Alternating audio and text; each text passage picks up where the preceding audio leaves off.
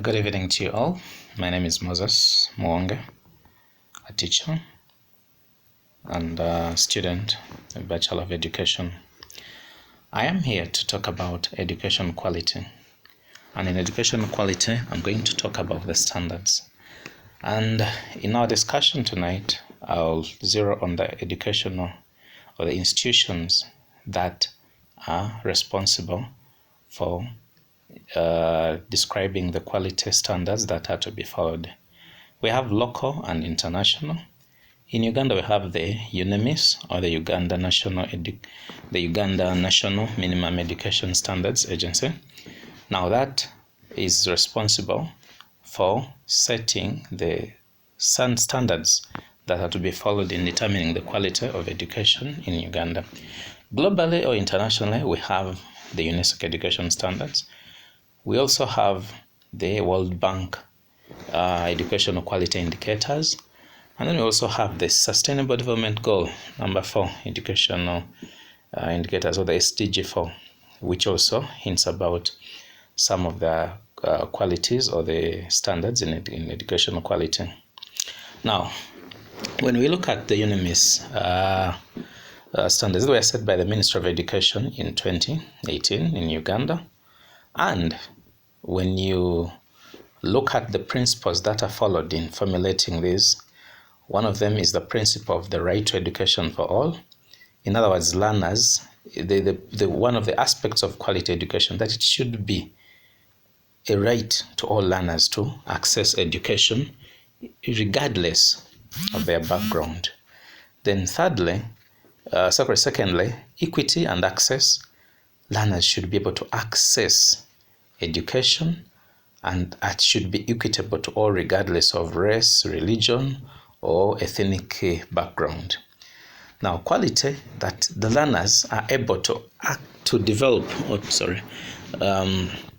to ensure that children have equal opportunities to access education.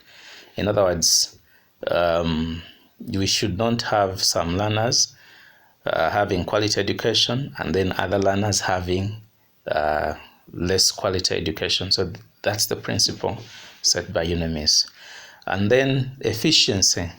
The principle of the standards is that the education, for education to be looked at as a qualitative, there should be efficiency in the systems and effectiveness of the resources that are being used by in the teaching profession by the teachers.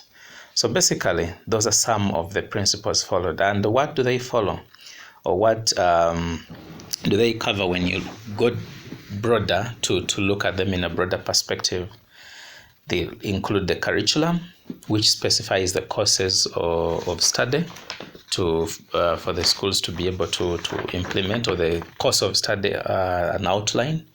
Then it includes the teachers' qualifications. What are the requirements?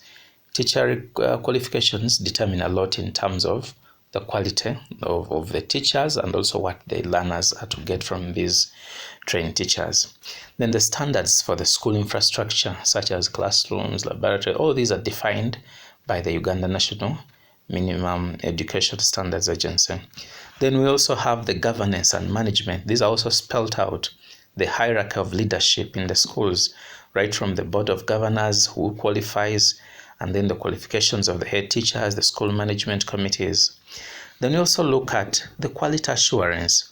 What are the mechanisms that are in place to monitor the education standards, like the school inspectors, DEOs, right from even the participation of the local community.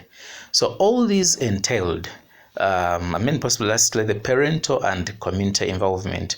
The involvement of parents in monitoring what goes on in schools, or the quality of the teachers that have been assigned, is a key aspect in ensuring the educational quality and educational quality management. So basically, as you look at that, that's at a local level, for example, in Uganda. However, these are reviewed after every 5 years by the Uganda National Minimum Education Standards Agency. In our next discussion, we will look at the role of other agencies, possibly globally, and how they influence and ensure that quality education is available for all. Thank you very much. And once again, I'm Moses Munga.